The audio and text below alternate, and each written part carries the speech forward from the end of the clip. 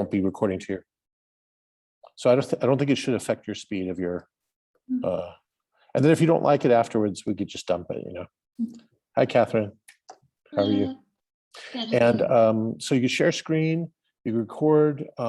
If you need me, send me a message on the Whova side, which you just hidden behind your Zoom thing, and you just send a message to Craig, and I'll come right in.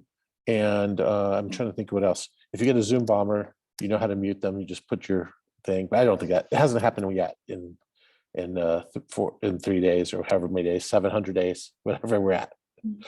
Thank you all for coming, and I hope you'll come to next year. We're in at UCLA. It should be a lot of fun. So have a great session. Oh, good. Emily's here too. So now it's happening. Thank you. Okay. Ciao. Bye. Bye.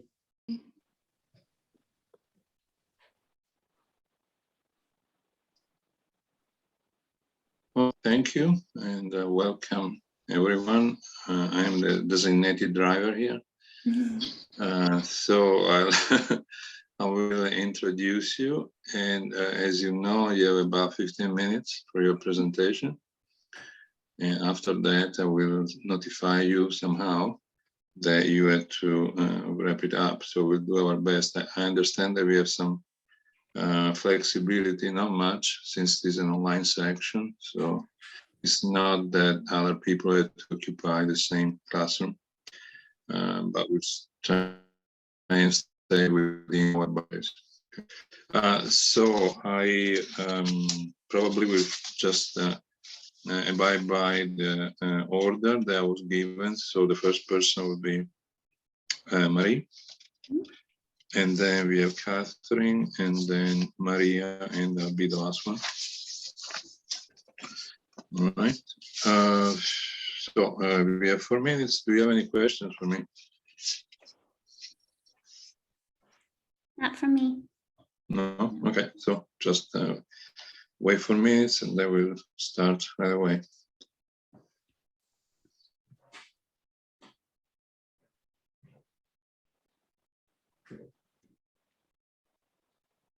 Is he frozen, or is it just me? What's a question for you, Marie? How would you pronounce CHANOYU? Channel you. Canoyu? Channel you. So the CH is a hard sound. Cha. Yeah. So cha, and then no you. Channel you. I'm sure I will butcher other names and pronunciation, but yeah. All right. Thank you.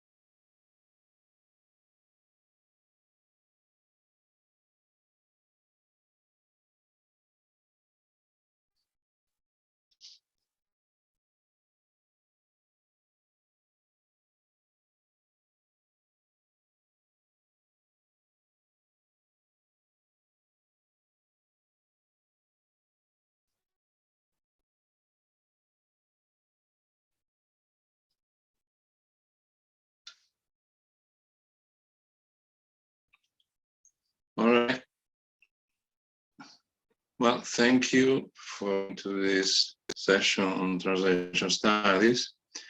Our first speaker today is going to be Mano. Maria Romano is a graduate of the University of Texas at Austin with a BA in Japanese language and culture and a BA in philosophy. She's also a practitioner of Japanese tea ceremony under Central Texas Kannoyu, a branch of the Dallas Urasenke Tankokai. She's a board member of the Austin Oita Sister City Committee and the Austin Japan Community, and she hopes to use her experience in this conference to highlight her interest for graduate school. Her presentation is titled The Art of Non-Linguistic Translation in Japanese Tea Ceremony. Marie, all yours. Thank you so much. So I will go ahead and share my screen.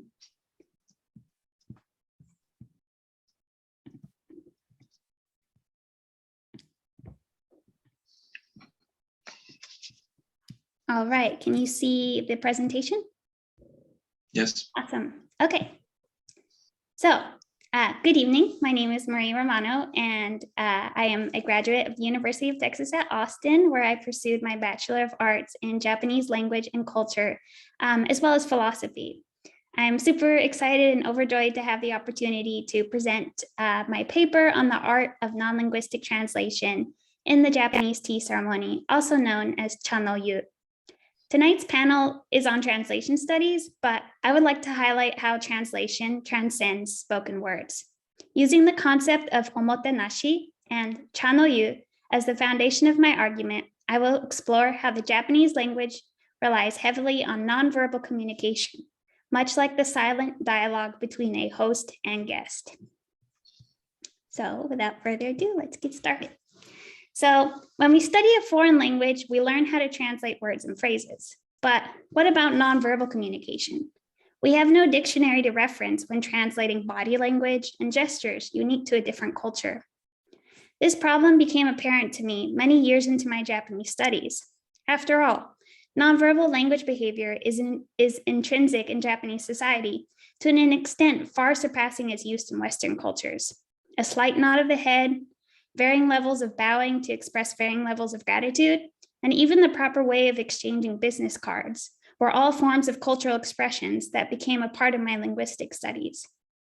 This prompted me to ask two questions. One, why is nonverbal communication so prevalent in the Japanese language? And two, how can one become fluent in these forms of nonverbal communication? The answer lies in Omotenashi. What is Omotenashi? Allow me to illustrate. Ippuku sashiagemasu. This signals the beginning of the tea ceremony. In a small dim-lit room, a host prepares a cup of tea for one or many guests. The smell of heated bamboo fills the air, and the sound of bubbling water dances across the walls, and a small flower on the verge of blooming lights up the corner of the room. Few words are exchanged, other than an expression of gratification or admiration for the tools used. Yet, as the warm bowl of tea changes hands, a silent dialogue between host and guest is interchanged. That is Omotenashi.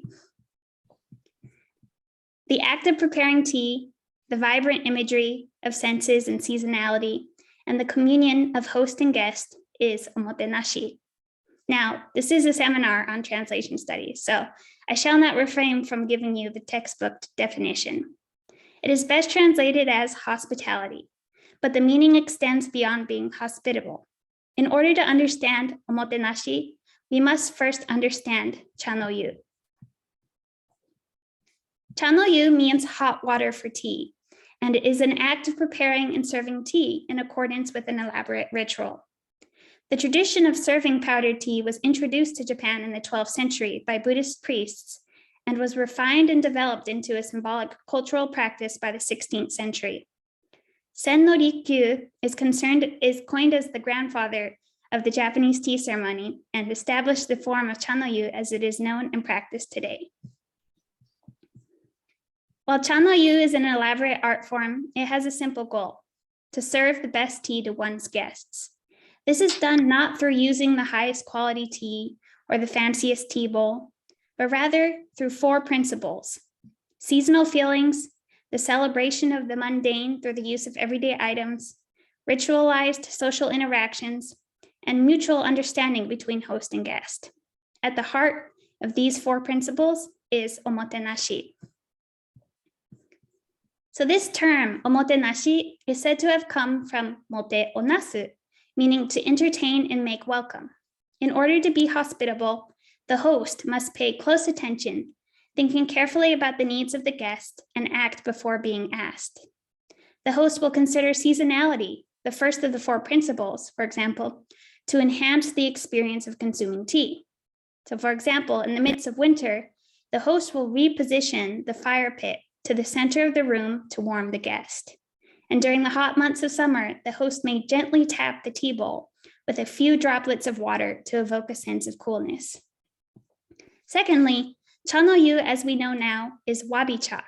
Translated as rustic tea, wabi cha focuses on simplicity and was adapted by Sen no Rikyu, who shifted the focus on performing the ritual in a luxurious grand hall decorated with Chinese art and elegant furniture to a small tea room with only the bare minimum space needed for sitting. As a result, the ritual of preparing tea was hidden from the eyes of spectators, meant only for the host and guest, behind closed doors and with an open heart. So Omotenashi is by no means a one-way form of communication. It is a two-way interaction, much like a dialogue. The second origin of Omotenashi is Omote Uranashi, translated as there is no front or back. This means being completely transparent when hosting. This transparency is a form of openness that allows the guest to read and translate the intentions of the host and reciprocate their gratitude in a respectful and equally silent manner. I'd like to share with you a few examples of what a silent dialogue looks like in cha no yu. I will act as your translator, as there's no dictionary for what you're about to witness. So, first example, before sharing a bowl of tea, the host will decide which side of the bowl is the most beautiful. This is then considered the front of the bowl. The host will position the bowl so that the front is facing the guest, but the guest, aware of this remover, will rotate the front of the tea bowl away from their lips when drinking, so as not to dirty the front of the bowl. Sounds are also a form of communication. The host will listen attentively for the guest's first sip of tea before moving on to their next task. Additionally, after the guests have finished eating kaiseki, which is a meal part of the ceremony, they will, in unison, slide their chopsticks simultaneously onto the tray to make a single dropping sound, which will signal to the host who is waiting outside the closed door to proceed on to the next step of entertainment. Last of all, and perhaps my favorite, is Nomikiri. On their final sip of tea, the guest will make a large, airy sip as a means of expressing to the host that the tea was so delicious that they made every effort to enjoy the last drop of tea. In cha no yu, body positioning and movement is also a means of denoting respect to others and humility towards oneself. There are 3 different types of bows to show varying levels of respect: shin, gyo, and so, which you will also find in modern Japan. A guest will never walk directly into the tea room to show respect for the space that is not their own. Additionally, body orientation, such as what foot to use when entering the room or crossing the rim of the tatami mat, are all means of signaling respect to others and humility towards oneself. A sensu is a small size folding fan carried by all participants of the tea ceremony and is used as a tool to express one's territory. This is known as bun. At the beginning and end of the ceremony, the host and guests will greet each other with their sensu positioned in front of their knees to establish their bun. However, during the tea ceremony, the sensu is hidden, removing all barriers to open communion and enjoyment. This ties back to the second translation of mote uranashi, openness and transparency. So, Omotenashi isn't just something you will find in cha no yu. Since it became an established art form, cha no yu, its principles, and its bedrock has continued to shape Japanese culture and society. In fact, It has been used as a tool for teaching proper behavior in social interactions. Many Japanese companies, for example, use the tea ceremony in their employee training programs. The service industry, from hotels and restaurants to retail stores and beauty parlors, all use Omotenashi to excel at customer hospitality. And as in the tea ceremony, bowing remains to be a significant means of conveying respect and denoting hierarchical status in modern Japanese culture. Diverting from these cultural expectations of bodily gestures, movements, and behavior are therefore seen as a form of disrespect and irreverence against proper social interaction. Omotenashi's influence extends beyond culture. In fact, it can be argued that it has linguistic pressure as well. Japanese people tend to be indirect communicators. They will often avoid direct refusal by showing hesitation before replying with an ambiguous response. As a way to maintain harmony or just out of politeness, they may also avoid directly answering a question. While one may surmise that these linguistic preferences for indirect and nonverbal communication is a result of cultural influences and societal pressures, there is actually biological evidence that the Japanese verbal brain favors these forms of communication. Notably, studies have shown that the Japanese brain houses the logical and emotional functions in the same verbal hemisphere, which may account for the Japanese tradition of affinity between logic and emotion. It is interesting to note, therefore, how the Japanese verbal brain is able to comprehend the concept of omotenashi due to the strong bond of emotion and language within the brain. The purpose of my presentation has not only been to highlight the Japanese tea ceremony and shed light on the prevalence of nonverbal communication in Japanese culture, but also to link the two. Cha no yu, and therefore omotenashi, has been practiced for many centuries and is therefore an essential part of Japanese culture. We additionally concluded that the concept of omotenashi broke past the cultural barrier and into the linguistic hemisphere. The question is, therefore, how can we best utilize this information? The societal pressure to adhere to these nonverbal forms of communication carries a heavy weight, both for native and foreign speakers of Japanese. It is a linguistic hurdle for non-native speakers to overcome and a societal expectation for native speakers. Perhaps then, spreading awareness of Cha no yu could help foster a greater understanding of why these nonverbal forms of communication exist.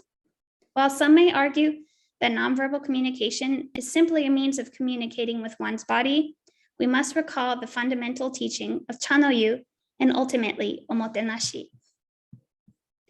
To communicate in silence is to communicate with transparency and an open heart. Thank you for your time.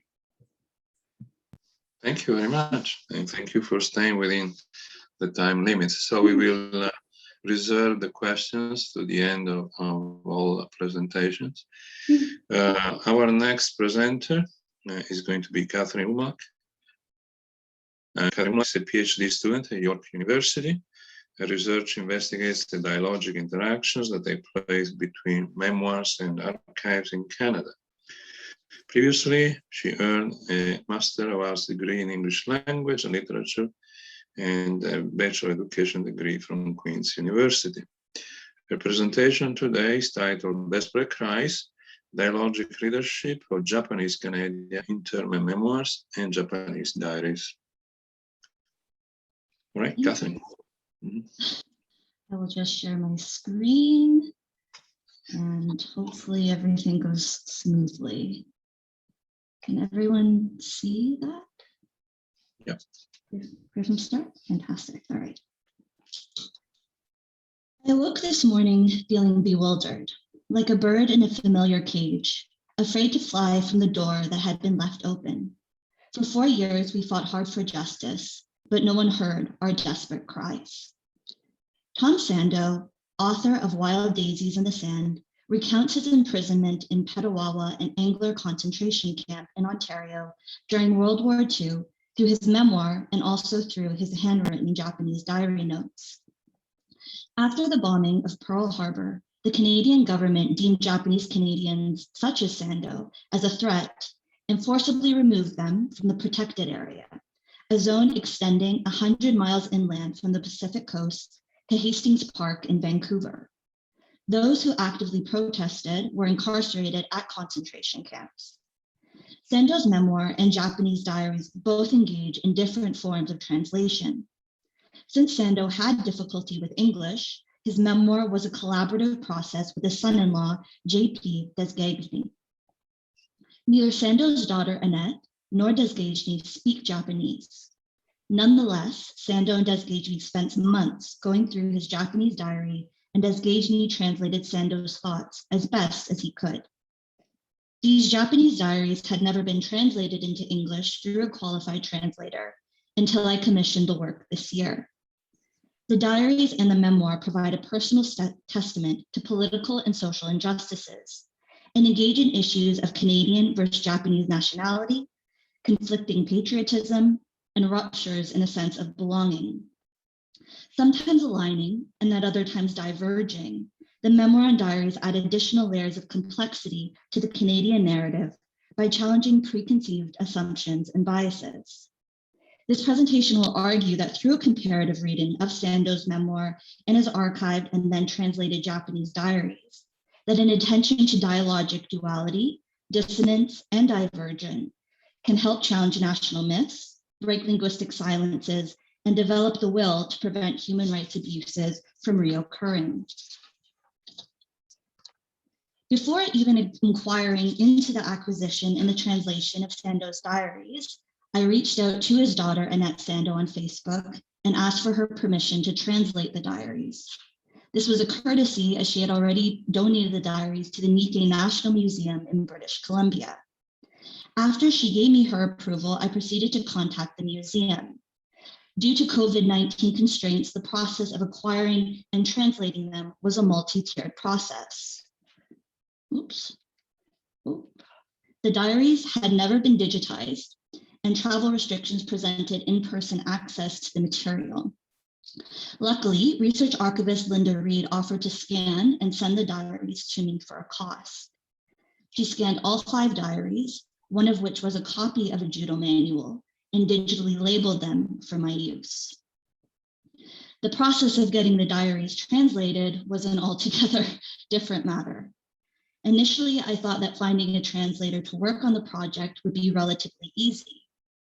I soon discovered, however, that while finding a translator was not difficult, finding a translator on a graduate student budget was another task. The initial quotes that I received from independent translators ranged from $10,000 to $25,000, amounts that were not feasible considering my student status.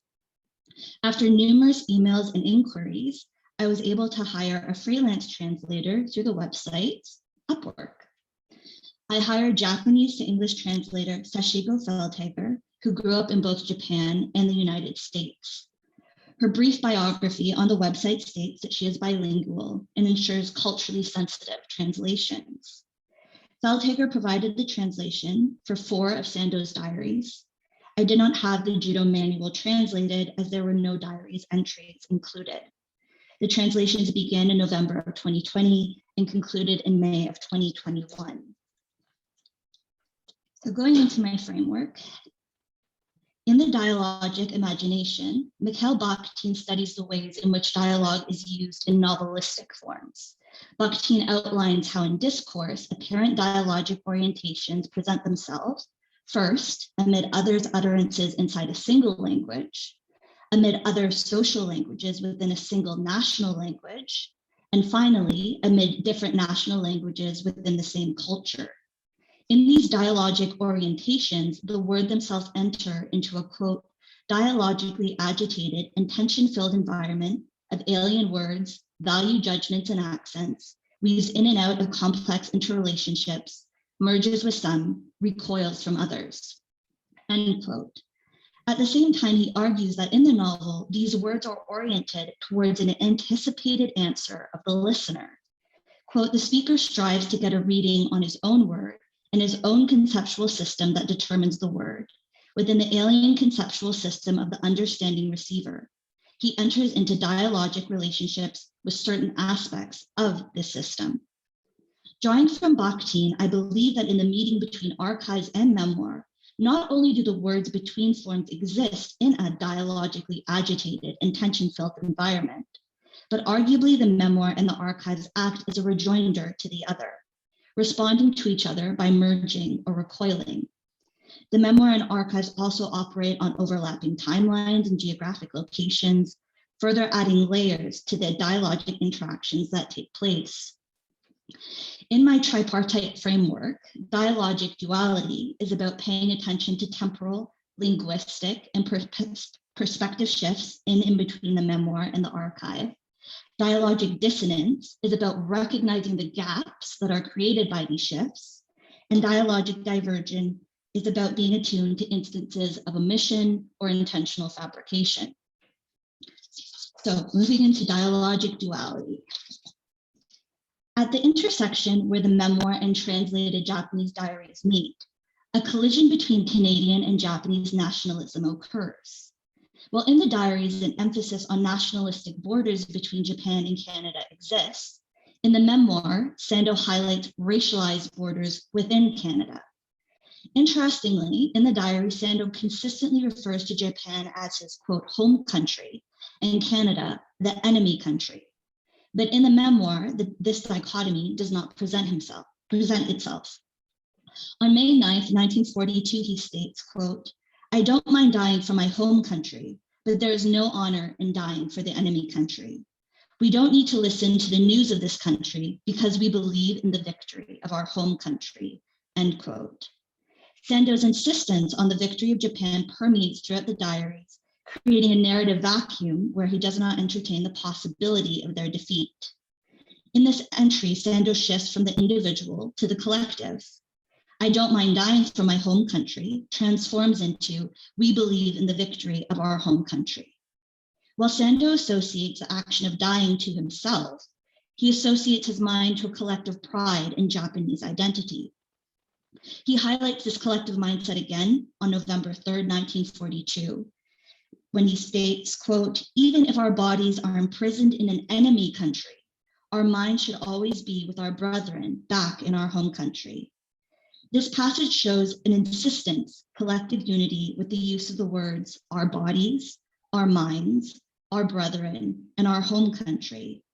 An apparent fusion occurs between individual and national constructions of identity. In the memoir, however, Sando shifts and challenges this hierarchy of Japan over Canada, insisting on an acknowledgement of equality at both Angler and Petawawa. At Angler, he states, "A cold sweat ran down my underarms when I realized that this was really getting serious. Canadian soldiers shooting Canadians. I never believed it would ever happen. But in that moment, I feared that these veteran soldiers would not hesitate to gun down their appointed enemy. They might be thinking that we were war prisoners from the Pacific. Some of them might even have resented or hated the Japs. Everyone was pale and frightened. One wrong move from either side would start something unforgettably bloody." Similarly, at Petawawa, he indicates, quote, "What if even when we refused to work, would they receive a new compulsory order to shoot us one by one? Canadians shooting Canadians. I cannot bear the thought." The phrases "Canadian soldiers shooting Canadians" and "Canadians shooting Canadians" promotes a terminology of equality rather than hierarchy. While Sando is aware of how Japanese Canadians in the camps are perceived as the, quote, "appointed enemy" or war prisoners, he actively resists those labels. He defines himself first as a Canadian, and the distinctions that follow are based on public and government perceptions.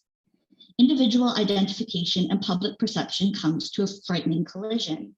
As Roy Mickey indicates, quote, "While we Japanese Canadians often perceived ourselves and were perceived as outsiders in the Canadian nation, we were always in the process of negotiation with its racialized boundaries," end quote. Sando demonstrates this negotiation both personally and publicly. Moving on to dialogic diversion, a notable omission in the memoir that reveals itself in the diaries is Sando's renouncement of his Canadian citizenship.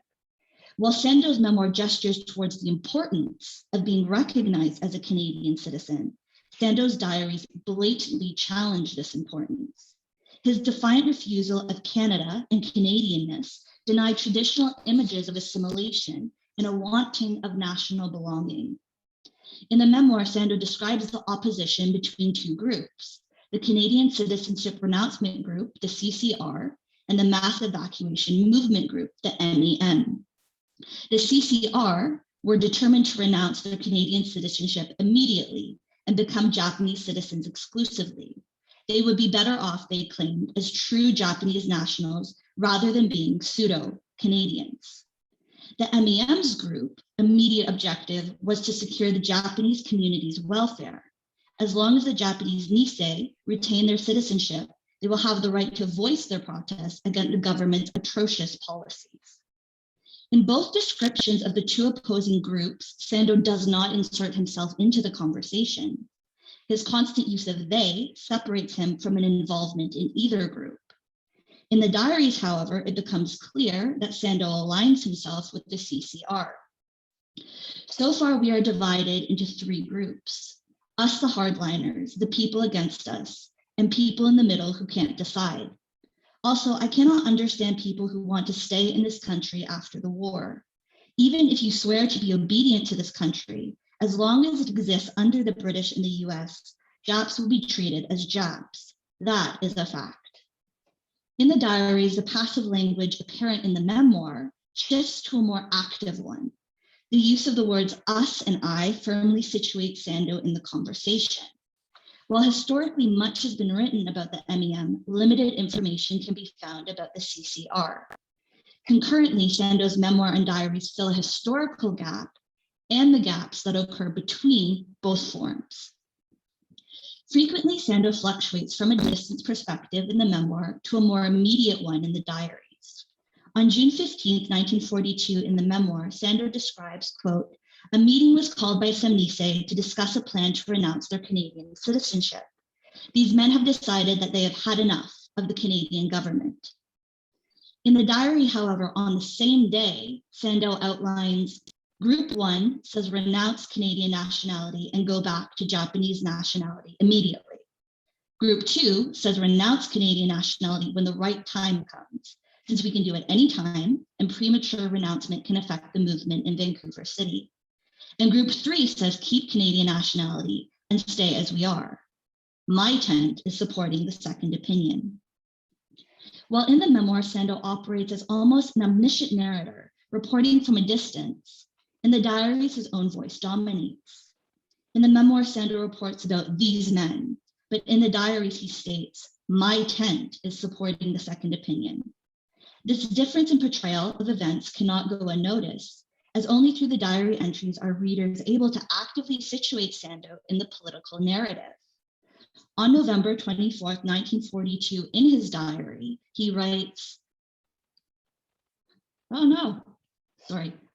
I received a letter from Ottawa regarding the renouncement of nationality. The reply said we cannot renounce it since we are born in Canada. I typed up a reply in the space of the letter. Dear Mr. Coder, let me clearly state my motive to your notification. Whether renouncing nationality is possible or not, it is a fact that I had and have been discriminated and treated unfairly as an enemy in this country. I am greatly distressed and feel insulted when I have to call myself Canadian, my home country's enemy, when I am truly Japanese. I am here to declare that ideologically, racially, and in the actuality of my dual citizenship, I am Japanese. In the above passage, Sando completely rejects his Canadian identity, stating that I am greatly distressed and feel insulted when I have to call myself Canadian, and endorses his Japanese identity. Again, Sando positions Canada as my home country's enemy and himself as an enemy of this country. This letter presents a powerful counter-narrative in Japanese Canadian history.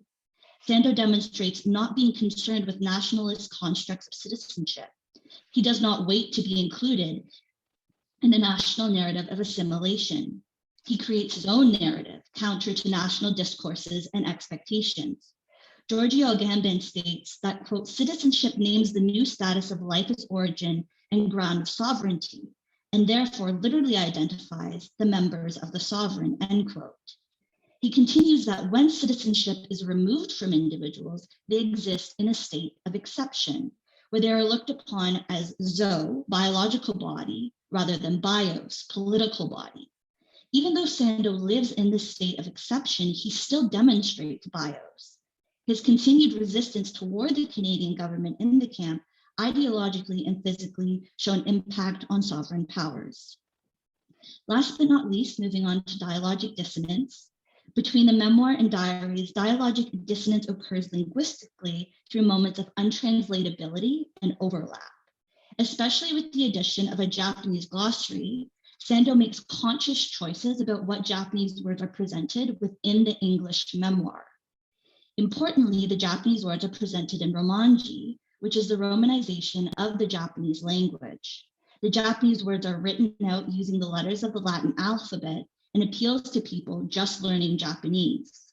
While patriotic song titles and judo techniques remain entirely in Japanese in both the memoir and the diaries, words such as Gambaraya belong exclusively to the memoir.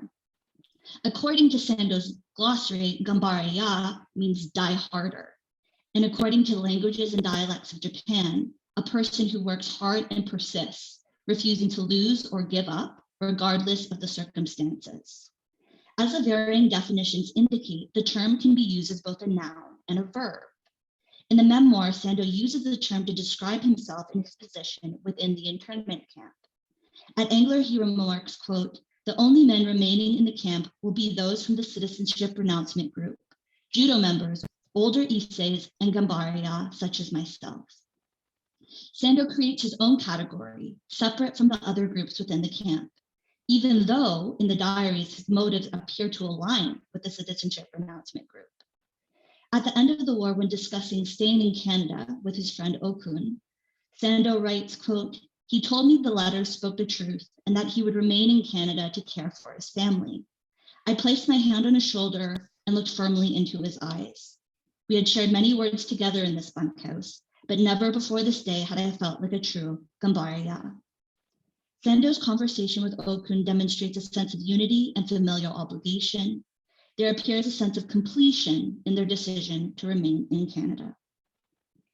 Reading Sando's translated diaries in tandem with his memoir raises questions about implication and collective responsibility.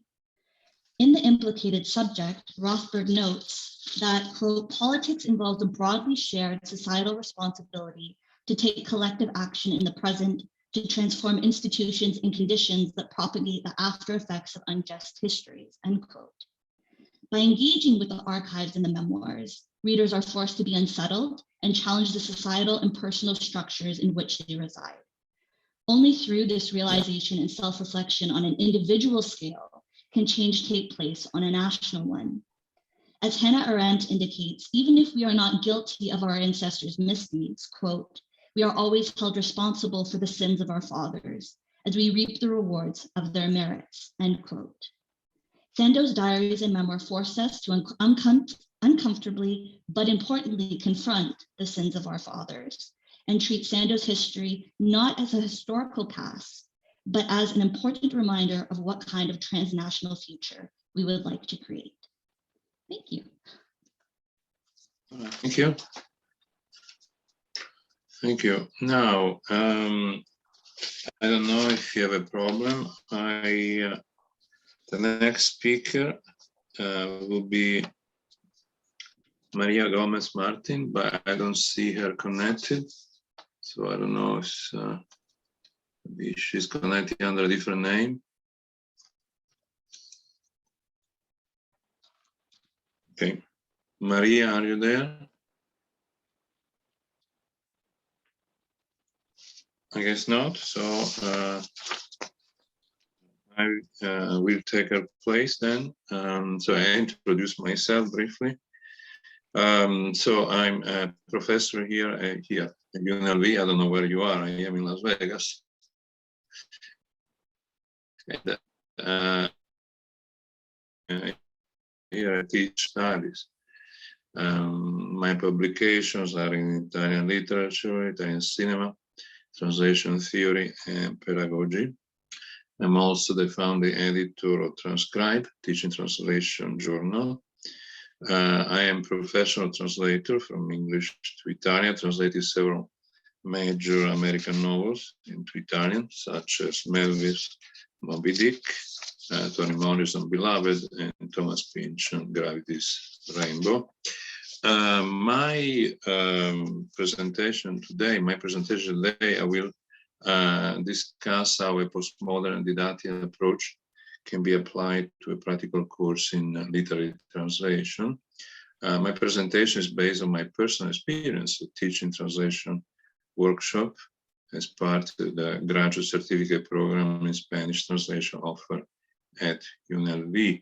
I will not be able to go into many details of the courses and the text we use for translation, but I will try and in general terms how this course is structured. So first I will briefly describe the prevalent views on translation didactics, and then I will use my classroom experience to illustrate how certain postmodern principles are applied in my courses. Also, a proviso in these days, given COVID restrictions, when I taught this workshop, I had to deviate from my usual methodology for obvious reasons. All right, so it's late 1970s, the translation workshop in the United States seemed to be in two opposite directions: free interpretation on the one hand and scientific restraint on the other.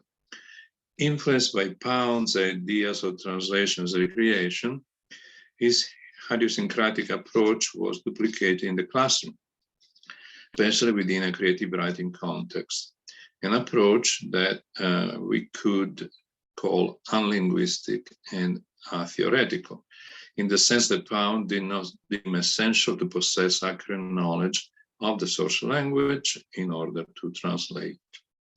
Linguistic competence was set aside in favor of quote-unquote creative transposition, to use Jacobson's definition.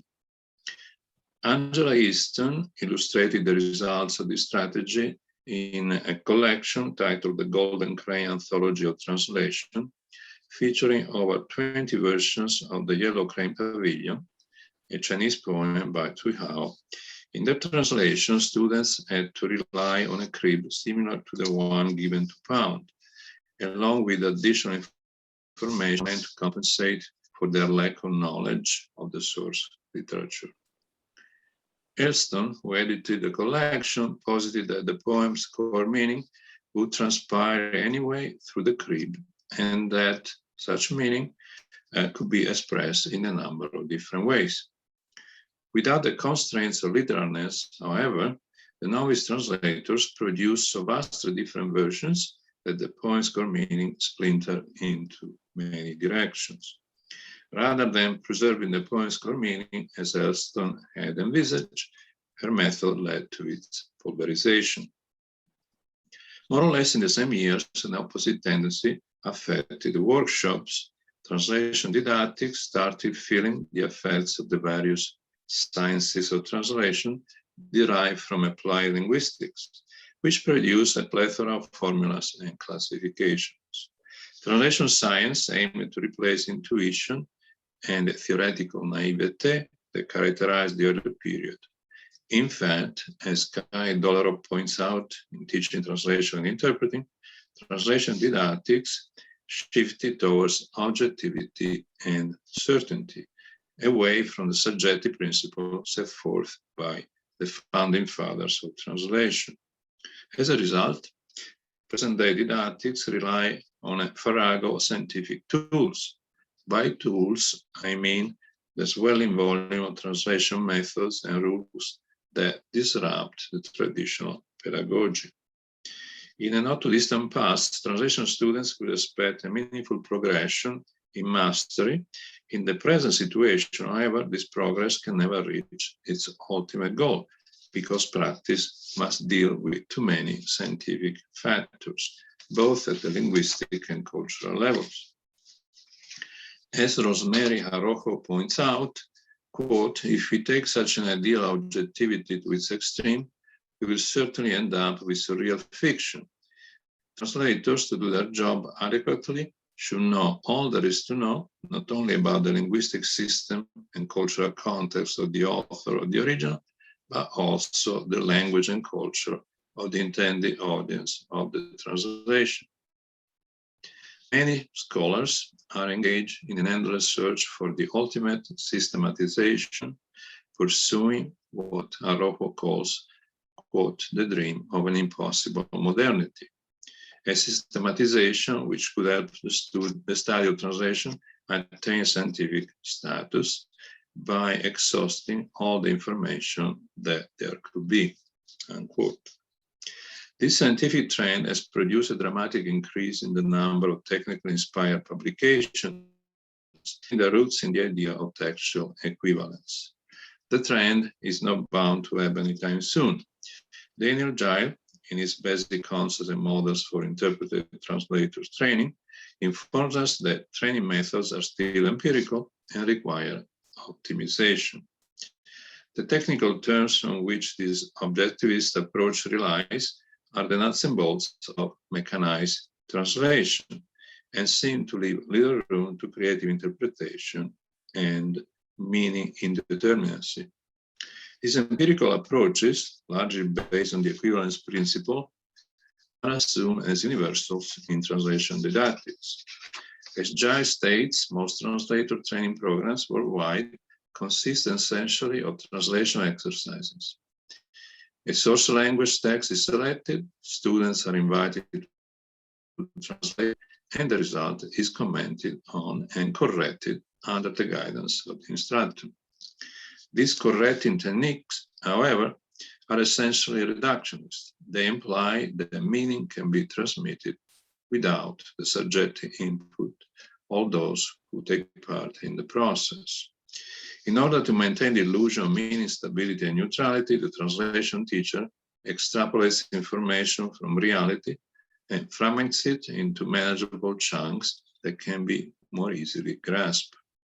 This approach, however, also leads to nice management of the classroom activities, which are limited, as Christian Knorr points out, to the transcoding of sentences amputated from real translation situations. However, these translation exercises are by definition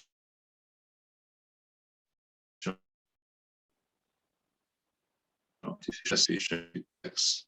The other notable negative side effect of this correcting approach, as Araujo points out, is the projection on the student of an authoritarian reading of the text to be translated.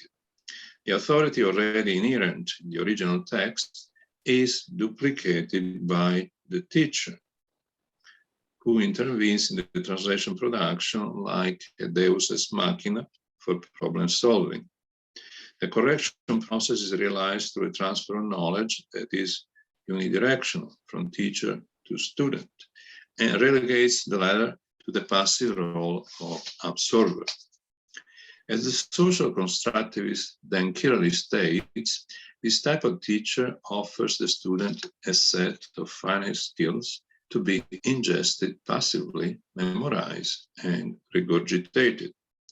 For the sake of optimization and efficiency, the textual variables at the micro level that the student might propose cannot find a true outlet, as they're pushed aside by the instructor, keen to see the macro schemas properly applied. Possible alternative translations are treated as excess meaning, as noise. At a closer look, the correcting approach is not simply a way of firmly linking theory to practice, as its supporters maintain, but it's also a way of perpetuating control through an absolutist vision of what a translation should be. The implication of this hierarchical distinction between the one who teaches and the one who learns had the implicit effect of silencing the student's creative impulses. Additionally, from a strictly didactic approach, it is not as efficient as promised to be. In recent years, says Kirali, it has become a commonplace in educational psychology that knowledge is constructed by learners rather than being simply transmitted to them by their teachers. The implications of this viewpoint for the educational process are revolutionary. because it shifts the traditional focus of authority, responsibility, and control in the educational process away from the teacher and toward the learner. The development of expertise continues chirally can only be developed on the basis of authentic situation action, collaborative construction of knowledge and personal experience. The implications of this approach are revolutionary also in the context of the translation workshop, in that they call for a reversal of many premises and strategies, including a revision of the traditional distinction between writing and reading, between author and reader. So in this context, this led me to revise a number of crystallized practices in all phases of the literary translation workshops that I teach, from its ideation to its management. In order to overcome the dominance of the scientific method and its authoritarian implications, and to make teaching and practice converge in the most effective manner. Students admitted into my courses had to be fluent in English and have advanced knowledge of Spanish, either as first or second language. They are required to participate in two areas: an individual translation project of a short literary text, which can be a selection of poems or a short story that they can select personally, and then participate in a group translation of a literary text selected by me. All these texts must be published, but never translated before. For their individual projects, students have great leeway as to the selection of the text to be translated, which by design must be in their second language.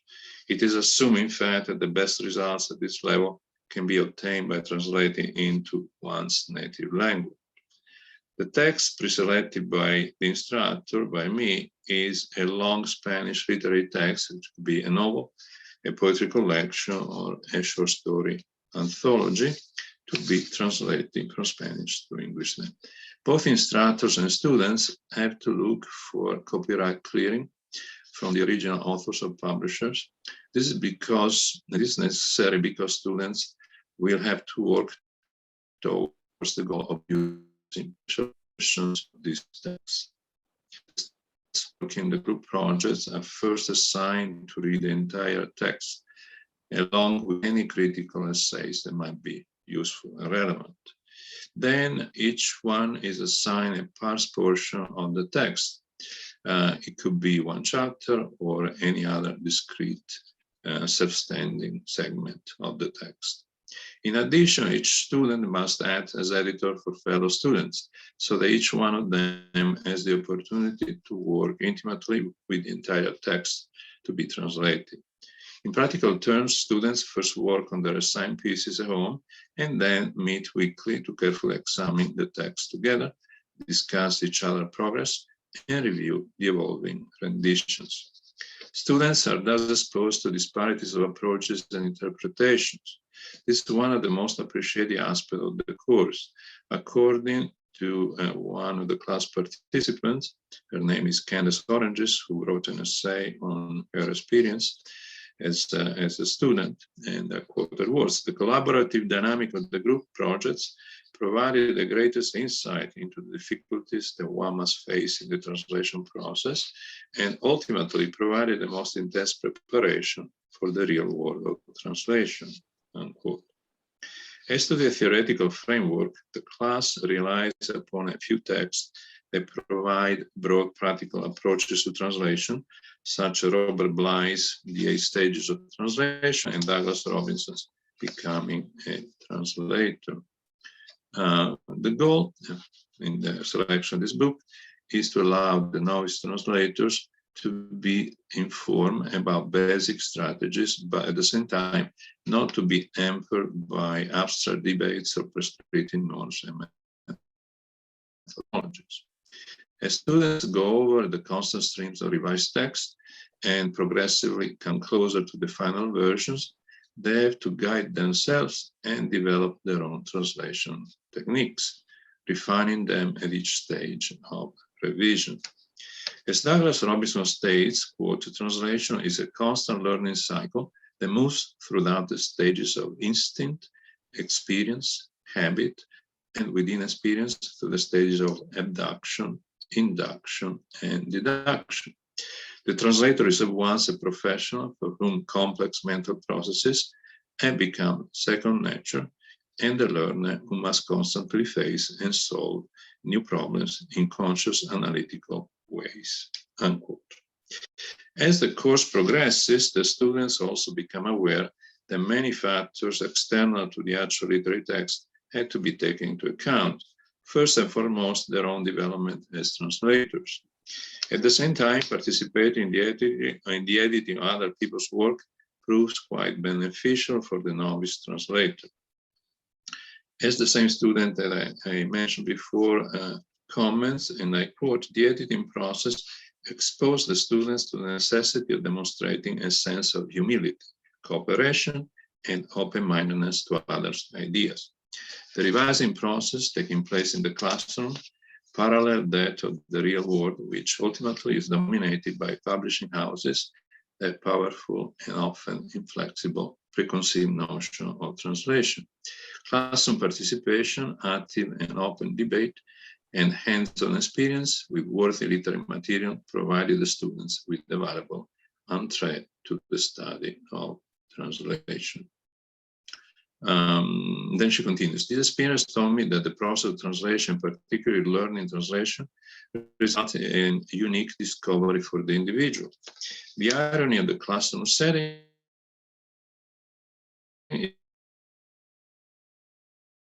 is that even small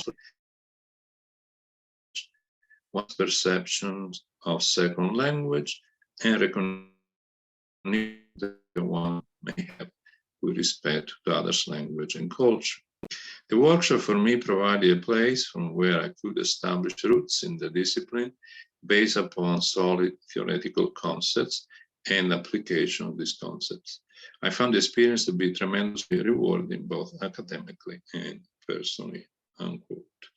Now, in order to show you my perspective, my approach, I'm going to share, if I can, my manifesto of literary translation, and here it is.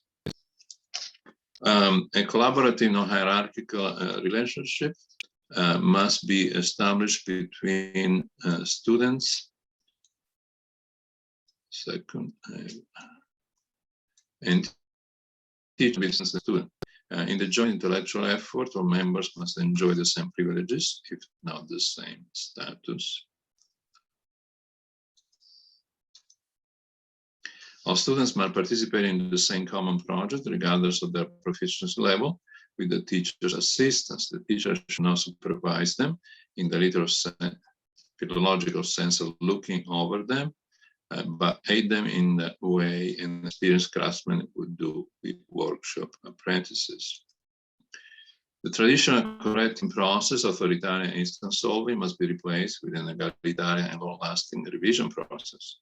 The revision process must see the direct involvement of all participants. During this process, all possible interpretations are equally weighed and never discarded solely on the basis of textual authority or right strategies.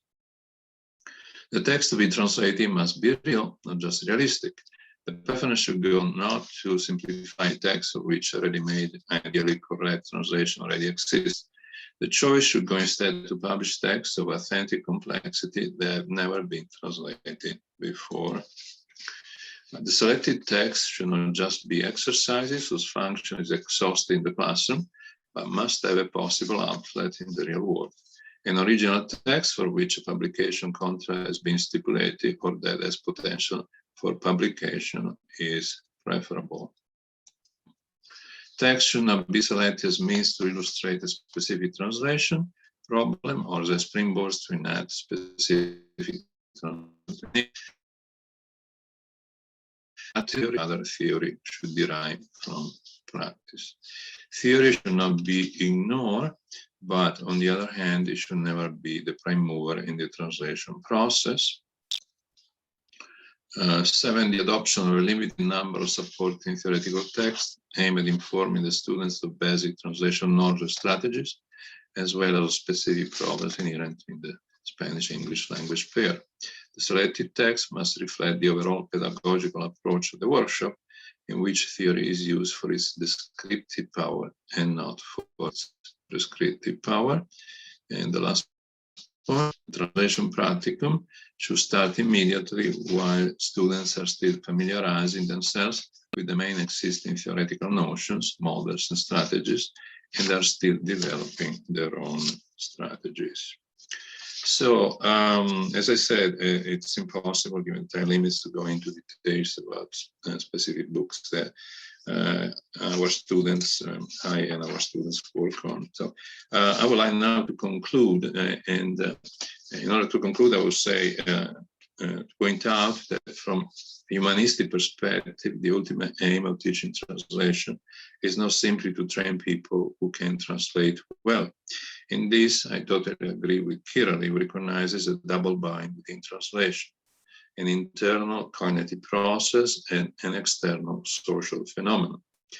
In a postmodern pedagogic perspective, the basic goal of any teaching projects is the education of individuals who are conscious of their place, their roots, and social context, and who are able to deconstruct power and authority within the group to which they belong. I cannot claim for sure that my translation workshops may accomplish all these lofty goals. Nonetheless, I can say with a certain degree of confidence that by limiting the role of textual authority and promoting textual difference, this type of workshop plants in the students' minds the seed of their personal intellectual empowerment. And this is my presentation. Now we can start with other question and answer sessions. So if anyone would like to start.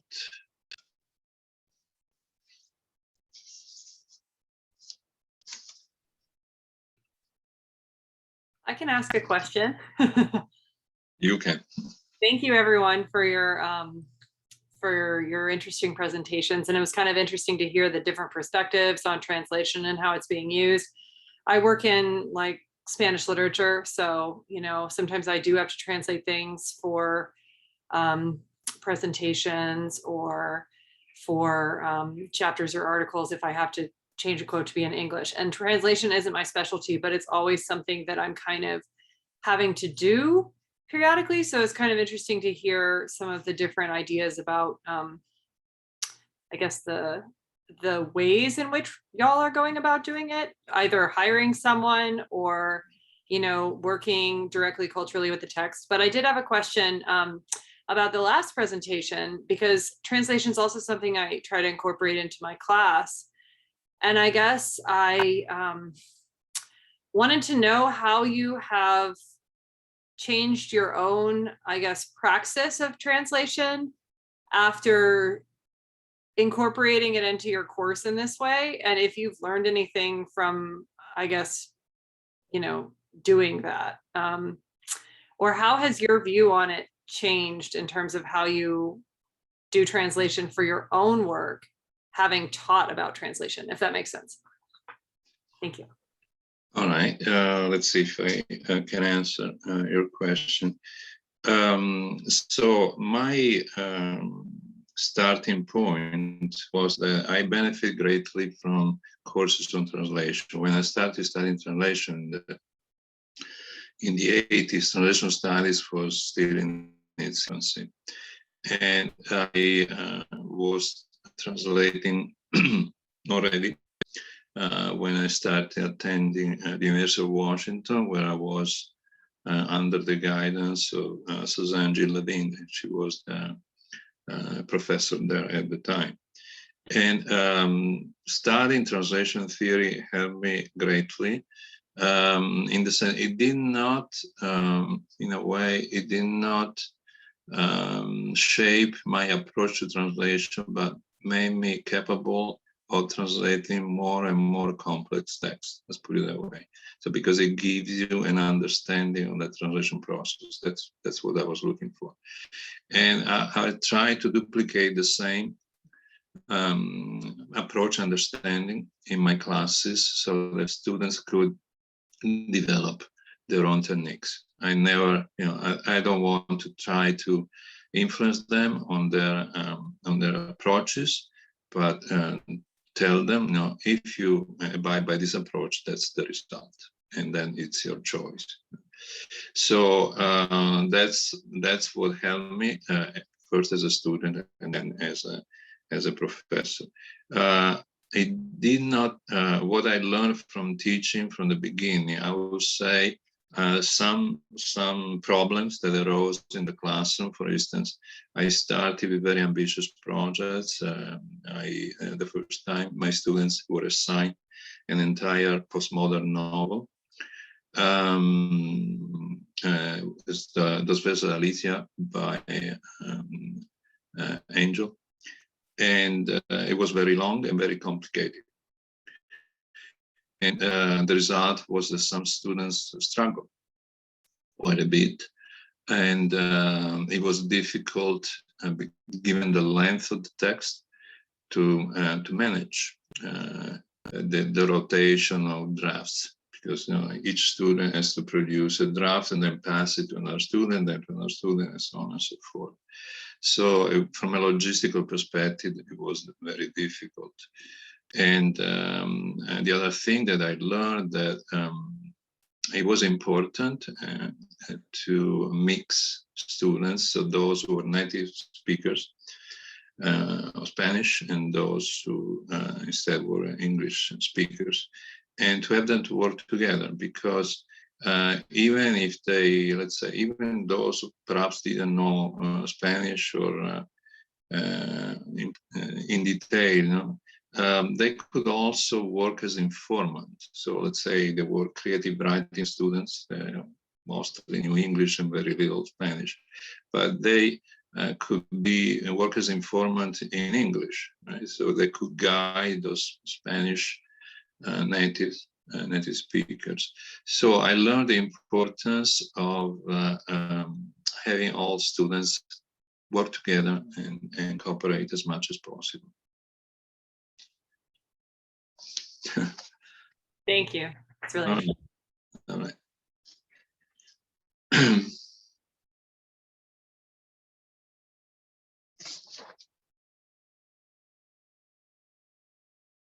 So I have a quick question for Marie. I was just curious to know if you have encountered any nonverbal communication misinterpretation in a literary text or a film, dubbing, or anything of that sort. That's a great question, because I definitely think that there have been instances where there's kind of a, I guess, translational error with nonverbal communication in literature and text. I can't think of any at the moment, but that's something I definitely would love to explore more.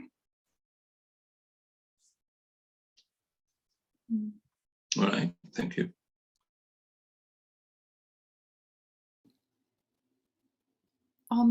May I ask a question of Catherine? Yes, of course. Go ahead. I was really fascinated that you had the memoirs or the diaries translated, and I wondered then, when you did your work with them, do you know Japanese yourself? So I wondered, were there I understood that the translator was very competent and you trusted the person, but were there ever times when you wondered if there was something in the translation that might have been important for the observations and conclusions you were making about the diaries, that maybe you that maybe wouldn't, if you had translated the text yourself or something like that, or you might have seen issues that may have come up it struck me when you talked about the pronouns, for example, because those can be super tricky to translate, that kind of thing. And I just wondered, did you have discussions with the translator about those spots, or yeah? So 100%. No, I do not speak Japanese fluently. Like I've conducted projects where I've interviewed families about their Japanese Canadian internment experiences. Mm-hmm. And what I've found particularly interesting about those interviews is the loss of language that has occurred through the family generations. And they're like, well, I don't even speak Japanese anymore because that traumatic experience really pushed it out of the family. And through the translation process, 100%, I would double check translation passages that I was closely analyzing in my own project. So for example, I remember one passage I was concerned because in the diaries it had spoken about like a stepmother, like over and over and over again. And in the diaries it had talking about a mother. And so I went back to the translator. I was like, are you 100% sure that it says mother instead of stepmother? And she sent me back and she was like, no, 100%, it's mother. It's not stepmother. Mother looks like this, stepmother looks like this. And there's no character attached to this word that would make it mother. So there were several instances like that where I was like, are you sure? But that's a key integral part of like my dissertation. It's like, how can we engage with texts that we are cultural outsiders to? I speak French and Croatian, but there are so many languages over the world that I don't have access to, Japanese being one of them. And I feel that's an integral part of projects and research is to understand different worldviews as much as we can. And so that's my long-winded answer to your question. That's fascinating. That's very interesting.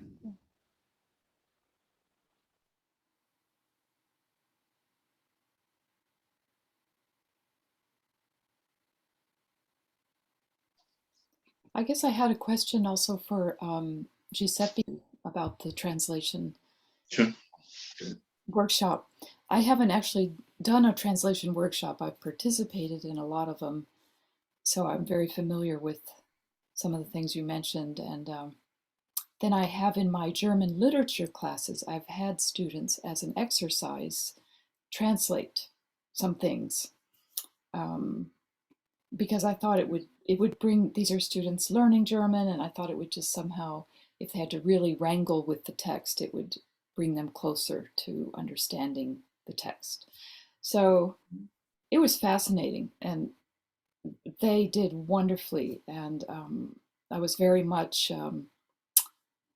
the workshop idea that there's no one right answer, it's an interpretation, but you have to justify your interpretation and those sorts of things. But what I was wondering was, I did notice a lot of the students made the mistake of trying to translate very literally. Does that come up in your workshop, and what happens when it does? Yes, I think some students, especially in the beginning, have the tendency to be extremely literal, because it's in a way it's safer. Yes. And they haven't learned at the initial stage to question the authority of the original text. They don't see all these variations of meaning yet. And so I think that there is a nature, innate nature in each individual, in the same way that you have a creative writing student who is inclined in a certain direction. The same happens with translators. It's difficult to change their nature. You can only try and expose all the different possibilities to them. So I just cite my own experience, because when I took my first workshop in translation, it was within the comparative literature umbrella, and my teacher was Suzanne G. Levin, who is a representative of what's called the subversive scribe tradition. So a translator who does not necessarily abide by literal translation, but recreates, interprets, all of that. Mm-hmm. So puts a translator in the realm of visibility, right? And I was very reluctant when I took the class, because I had already translated and published some poems on my own. So, and I also was, I did it. I tended to be rather literal and faithful, quote unquote faithful. Right? That's it. But as you progress and you translate more and more, then you start realizing that you have to decide if you want to be faithful to what exactly. Yeah. So, and that's something that you only learn with experience. But yes, I noticed the same thing. In the beginning, students tend to be extremely faithful to the letter. Yes.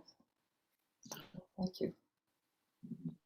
I really enjoyed all the talks, by the way. Thank you very much. Thank you. Fascinating. All right. Any other comments or questions? I appreciated it. Thanks, everybody. Thank you for participating. Yes. All right, I think we can wrap it up. And so we can end this session.